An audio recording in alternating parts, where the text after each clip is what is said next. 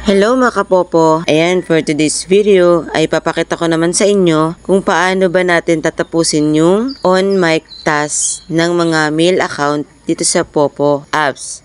Yung sinabi ko na yung in-upload ko ng last video ko na napakagandang task reward na ginawa ni Popo. Yung sobrang bait ni Popo. Ayan, kasi binaba na niya nga yung diba? Yung mga requirements para ma-receive natin yung coins rewards. Pero bago natin i-continue at kung paano ko tatapusin tong task na to is please pakisupport ng ating channel to click subscribe and click na rin po ng notification bell para po mas ma-update po kayo sa lahat ng mga video update na makukuha natin sa pag-update ni Popo Apps. Ayan, kung nakapag-subscribe ka na, please continue na tayo. Ayan, kung nakikita nyo yan sa screen mga kapopo, is nakikita nyo na kung ano yung i-continue na lang natin na task. Ayan kasi natapos na natin yung pag-upo sa panel ng 1 hour, 2 hours, tapos ayan, pupunta tayo sa pagla-live ko. Yung sa account ko na naka-live. Okay?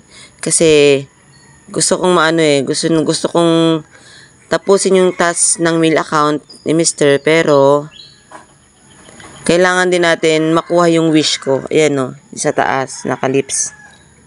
Total, 10 lucky gifts lang naman yung kailangan natin isend para ma-receive natin yung task reward ni Mr. is gunin ko na rin yung wish ko na ayan sa taas 7 lips.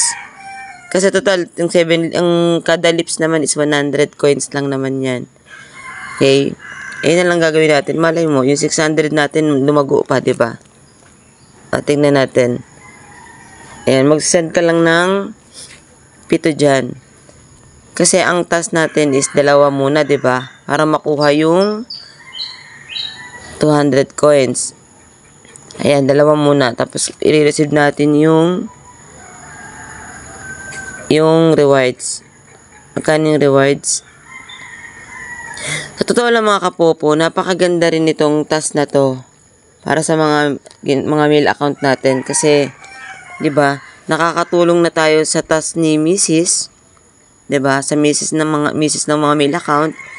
Tapos i-receive na natin yang 300 coins pala 'yon. Okay, 300 coins. Tapos balik ulit tayo. Okay. Yan, tapos tanggalin muna natin ito para makita natin yung yung message ni Popo na tapos na yung task natin. Ngayon, continue ulit natin. Nadagdagan yung coins natin mga kapopo, diba? Kasi binawasan na natin yan kanina. Nadagdagan ng 300. Okay, tapos send ka ulit ng lips. Ang task ulit dun is 5 naman sa baba. Yung sunod na task naman 5 na lucky gifts. Pero nakapag-send na tayo ng 2 kanina, 3 na lang yun. Kailangan dun. Ayan, okay na ulit. Makakuha ulit tayo ng 200 coins. Ayan, dito na ulit tayo sa rewards. I-click lang natin ng receive. Ayan mga kapopo. Tapos natin yung 5.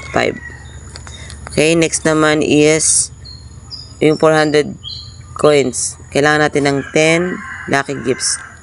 Pero meron na tayong remaining na 5. Meron na tayong 5 na na-send. Kaya remaining 5 na lang din yung tatapusin natin.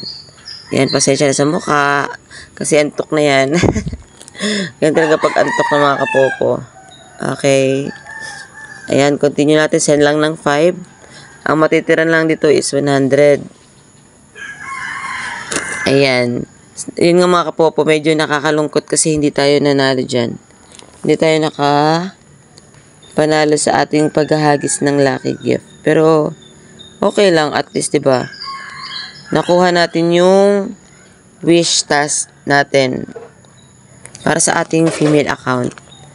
Tapos, nakuha rin natin yung task reward ng ating male account. Okay, hindi na masama, diba? Double purpose mga kapopo.